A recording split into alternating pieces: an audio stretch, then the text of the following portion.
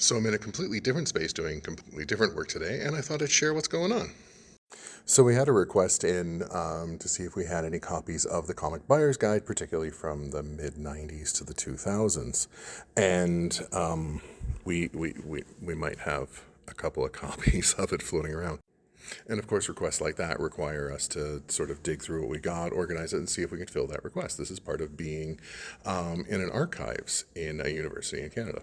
Now, I had been aware of the Comic Buyer's Guide sort of ephemerally in relation to comic collecting and things like that. But in reality, this was sort of the trade magazine for the comic industry prior to and sort of just post the arrival of diamond distributors.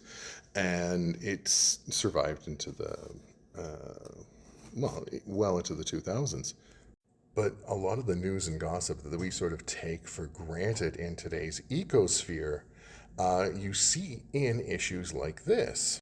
And I sort of want to give a shout out, not really, he's a much bigger creator than me, but Sasha over at Casually Comics has been doing reading the letters in the comics, particularly around Green Arrow and Supergirl lately, and I think it's absolutely fantastic. It would be so cool to go through these issues of Comic Book Buyer's Guide and read some of the letters and other things that was going on to get a feel for what the comic book industry and the comic book thoughts were at the time. However, that's a lot of work. But as a historian, this is some of the coolest stuff I've come across in a while as it pertains to the comic book industry and comic book culture.